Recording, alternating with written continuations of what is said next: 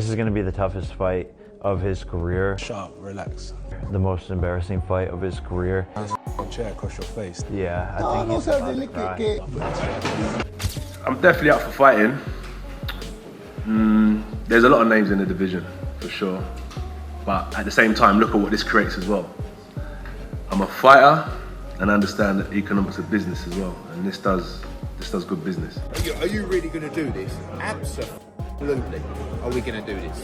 For a record payday? To go in and spark Jake Paul before we start the serious stuff in 2026? Don't tell me what we should and what we shouldn't be doing. Anthony Joshua has delivered a chilling message to Jake Paul, and it goes far beyond the usual pre-fight trash talk. While Paul may be treating this as the biggest payday of his career, Joshua's team isn't holding back about how dangerous this matchup truly is. Eddie Hearn, AJ's promoter, bluntly warned Paul to recognize the real risks, hinting that one clean shot from Joshua could have brutal consequences. At the same time, former fighter Moses Adama and Anthony Joshua should not get in the way of Fury and Joshua, really, in my view. It's an absolute joke. It shouldn't be sanctioned. I really don't believe it should be sanctioned. I have a sneaking suspicion that it would be a very big fight. But the biggest thing is us rubbernecking to actually see if they do get to the point where they step in the ring together. Because Jake Paul's an area level fighter, a British area level fighter, and Anthony Joshua is still a killer and a live heavyweight. That should not be sanctioned anywhere in the world, in my view. It's dangerous, man. Very dangerous. It brings the sport into disrepute. The people that are talking about organising that, they should have a real hard look at themselves. But even Eddie Hearn's kind of teasing he doesn't like it, but you can see the glitz of dollars. There's no price. There is no price. There shouldn't be. There's absolutely no price Agree with you. on it in order to make that. Jake Paul stepping up against Anthony Joshua isn't just a bold move. Many insiders believe it's a serious threat to his safety.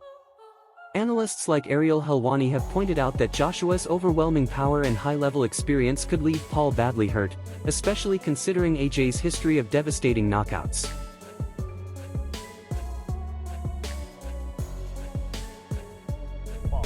He's been beaten 3 times. The 4 fighters that he beat didn't come to win. So he's not in his prime, is he? He's literally at the end of his career, pretty much finished. And this is why taking this fight with you is telling you all you need to know. It's a cash out. He might as well just cream as much money as he can at the end of his career, fighting an absolute joke show in clown world.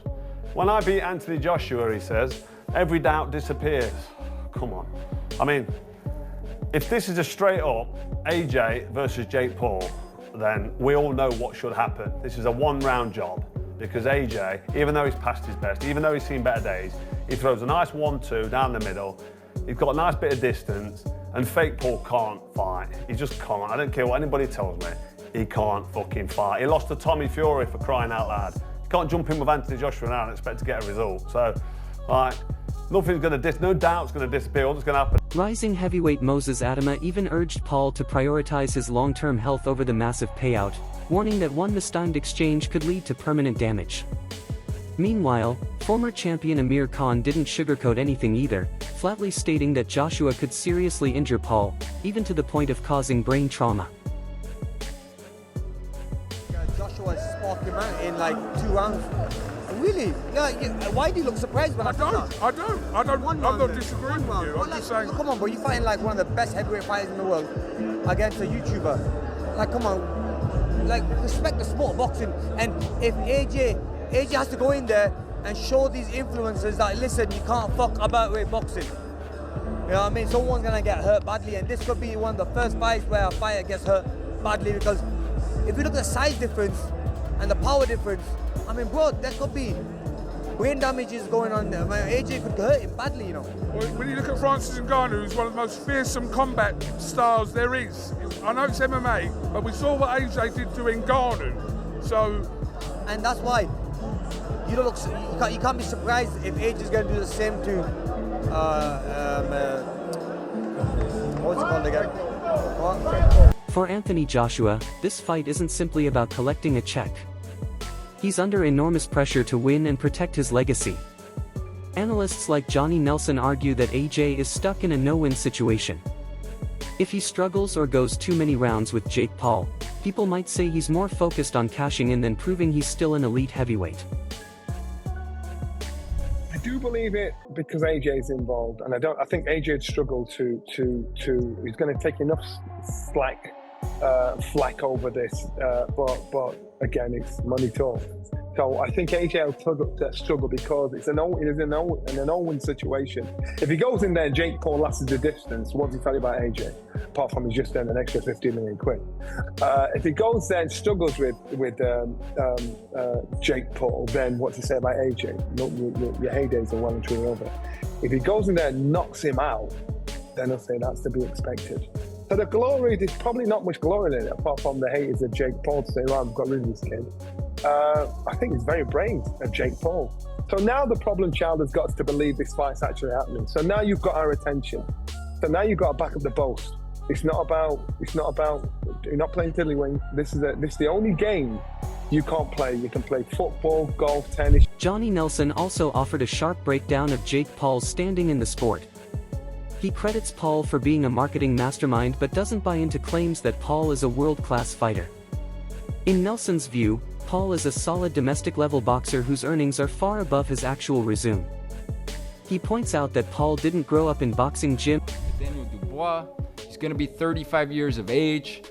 It's crazy what I'm about to ask you, but can Jake Paul really beat Anthony Joshua? All right, listen, I give all credit. Everyone knows that. They get mad at me that I give too much credit to Paul. Why? He's done a hell of a job to put himself in this position. He sold himself. He sold his dream. He took his dream. He took his idea. And he put it out there, and he made it happen. Give him credit for that. And he made it happen. And he took risk along the way. Yeah, he picked his spots. He's in the driver's seat. He gets to pick his spots. He's the one bringing the money. He's the one promoting. Yeah, he's the name. He made himself that, coming from where he came from, with all his followers and the whole thing, and just the uniqueness of what he was doing. But he has learned along the way. He's not a top guy yet. No, I don't know that he ever will be. He didn't have that amateur background and the things that you usually need to be a top guy. But he has improved. He is a work in progress. He is a guy that you got to give him credit that he's respected the sport. He went out there. Former champion Carl Froch echoed similar concerns, suggesting that even accepting a fight with Paul could cheapen Joshua's legacy. Froch feels it sends a message that AJ is drifting away from Hall of Fame level greatness. And while Joshua has publicly said his biggest priority is leaving the sport healthy, critics think facing Paul may not help his reputation either way. The Bunsen burner's lit, like I've said. He's cashing out. And fair play to him, he's cashing out. But to what detriment to his legacy? A lot, really. Because if this is going to be his last fight, fighting this clown show, I mean, it's not ideal, is it? It's no ideal way to go out, but people would argue, well, he's just taking the money and running. So you can't really argue with that. So that's it for another episode of Froch on Fire. I had to get my opinion out there, because I know you've all been waiting for it. It's a shame, really. I'd like to see Anthony Joshua, actually, even though I don't believe he can do it. But when Eddie Hearn tells us that AJ is going to become a 3-time world champ, it'd be nice to see the rebuilding process and get back behind him. 1 or 2 easy fights and then go for a world title. And this could be one of the 2 easy fights. But I just think if you're going to jump in with fake Paul at this level, which is like I say, arguably a massive mismatch, it's no way to step towards or climb a ladder to get towards that world title. So this, for me, tells me that Anthony Joshua knows he's finished at any sort of elite level or world level. He won't be trying to go down a world title level anymore. This is just a cash out. So good luck to him. Fair play to him, but hopefully when he's finished this fight, he'll be honest with us and say, listen, I've milked it, I've creamed it, I've had an unbelievable touch at the end of my career. I mean, he's already had an outrageous touch, hasn't he, with the involvement of Saudi Arabia, and now he's just creaming it at the end. He's got fake Paul, which is massive. Great for AJ, fair play to him. Anybody would do the same at the end of the career he's had. You know, he's not an elite heavyweight, is he? He's never going to come back and become a world champion. Jake Paul, however, insists he has what it takes to beat Anthony Joshua. He believes AJ's recent performances show clear weaknesses. On his podcast, Paul went after Joshua hard, claiming the former champ has no chin, limited skill, and a stiff, predictable style. Paul also believes Joshua's knockout loss to Daniel Dubois revealed a serious drop in durability. Why is Jake Paul doing this? Well, I think it's because he genuinely believes there is a chance he can win this. I think he's calculated everything about Anthony Joshua's circumstances and he's gone, yeah, I actually think I can do this. I can leapfrog so many years of having to build and go through the ranks and do all that stuff by beating a shop-worn Anthony Joshua. And what are the factors in Jake Paul believing this? Well, it would be firstly that AJ received a loss in his most recent fight. Anthony Joshua's not been in the ring since September 2024, so over a year by the time him and Jake Paul get in the ring together. It will have been around 15 months. It was the manner of Joshua's loss where he looked terrible. He looked like a fighter that was well past his best. His timing wasn't there. He even looked a little bit chinny, dare I say. I mean, I still think he's got a good chin. The shot he took from Dubois was absolutely massive and would have knocked down many heavyweights. And he showed decent powers of recovery to get up and struggle through for as long as he did before his over-aggression and miscalculation with the type of shots he was using got him knocked out by Dubois. But if you're deluded enough like Jake Paul, then perhaps you look at that and go, he landed a massive right hand on Joshua's chin. Why can't I do the same? I believe myself to be a very big puncher. And it's that old saying, isn't it? You know, you shoot for the stars, you might at least land on the moon. And I think that's kind of why Jake Paul's maybe got to where he is in life, because he does have too much self-confidence. He does believe in himself. Well, on this occasion. According to Jake Paul, this fight is his opportunity to silence every critic who claims he only targets undersized or past their prime fighters. By challenging Anthony Joshua, a legitimate heavyweight and former unified world champion, Paul argues he's proving he belongs in real boxing conversations. In his mind, if he defeats Joshua, all doubts evaporate. No one can deny. They said, fight a real boxer. They said, fight someone your size. They said, fight a world champion. We looked at a long list of supposed fighters. Teddy Atlas has a cautiously intrigued outlook on the matchup. While he believes Paul is taking a massive leap in competition, he doesn't completely dismiss the possibility of an upset. Atlas highlighted Joshua's recent knockout loss and long stretch of inactivity, suggesting that AJ still has psychological hurdles to overcome. Even though he acknowledges AJ is strong. Having said all of that, this might be a step too far. Now, when I say it, I'm also, I try to be responsible. I've been in this game 50 years, so I know where not to step, where you could twist an ankle, or worse, you could break a leg or fall down. When I say that with the understanding too that Joshua's coming off being knocked out. Joshua hasn't fought for a year, right? But it's about a year. And there's some ghosts in his attic. There are. I mean, I don't know.